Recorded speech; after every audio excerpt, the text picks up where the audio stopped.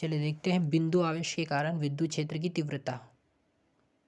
यहाँ पर चित्र में दिया है बिंदु O पर प्लस क्यू आवेश है और इसी के कारण हमें विद्युत क्षेत्र की तीव्रता बिंदु P पर ज्ञात करना है। तो इसके लिए हमें एक आवेश लेना चाहिए, ठीक है, लेना जरूरी है, तभी विद्युत क्षेत्र की तीव्रता ज्ञात होगी। क्योंकि P पर ज्ञात करना है विद्युत क्षेत्र की तीव्रता, तो उस पर एक आवेश लेना पड़ेगा, वहाँ पर एक आवेश लेना होगा जो एक बल का अनुभव करेगा।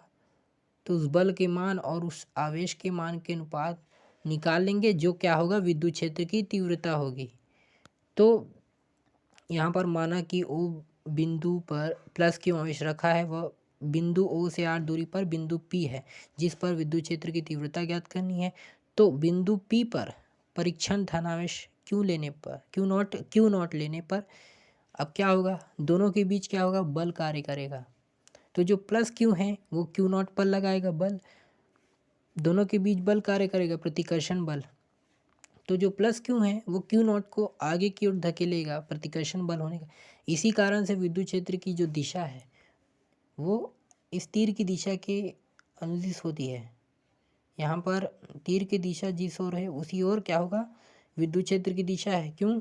क्योंकि जो प्लस क्यू है वो प्रतिकर्षित करता है, प्रतिकर्षण बल के कारण क्यू नॉट जो है उसको आगे की ओर मतलब धक्का देने का प्रयास करता है क्यू नॉट।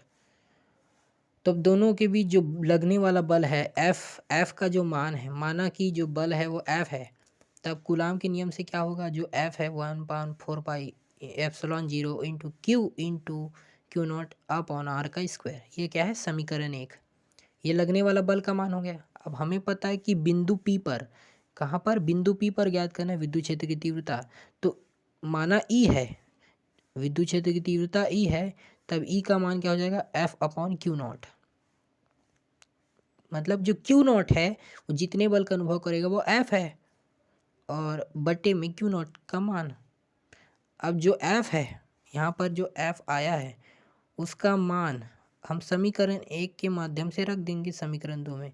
F का जो मान है समीकरण 1 में जो दिया है उसको समीकरण 2 में रख देंगे, तब क्या होगा, E बराबर F अपॉन क्यू नॉट। अब F का मान समीकरण 1 से रखेंगे तो 1/4πε0 into Q naught upon R का square into 1 upon Q naught. तो जो क्यू नॉट है और क्यू नॉट है, अंश और हर का जो क्यू नॉट है वो कट जाएगा, दोनों कट जाएंगे। तो क्या बचेगा, E बराबर 1/4πε0 इंटू क्यू अपॉन आर का स्क्वायर न्यूटन प्रति कूलाम। E का मात्रक क्या हुआ, न्यूटन प्रति कूलाम। न्यूटन प्रति कूलाम क्यों, क्योंकि E बराबर होता है F अपॉन क्यू नॉट और F का जो मात्रक है क्या है, न्यूटन है, और क्यू नॉट जो क्या है, आवेश है, उसका मात्रक कूलाम होता है। तो विद्युत क्षेत्र की तीव्रता, यहाँ पर जो विद्युत क्षेत्र की तीव्रता का व्यंजक आया है E बराबर 1/4πε0 इंटू क्यू अपॉन आर का स्क्वायर। तो यह जो है निर्वात या वायु हेतु प्राप्त विद्युत क्षेत्र की तीव्रता का व्यंजक है, यानी ये निर्वात या वायु के लिए। तो अगर अब हमें कहा जाए कि कोई के पराविद्युतांक माध्यम हेतु विद्युत क्षेत्र की तीव्रता बताना है, तो E बराबर होगा 1/4πε0 इंटू क्यू अपॉन आर का स्क्वायर न्यूटन प्रति कूलाम।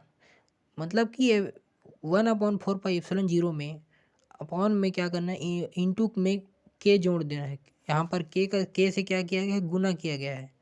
1/4πε0 इंटू के क्या है, किसी माध्यम का परावैद्युतांक है,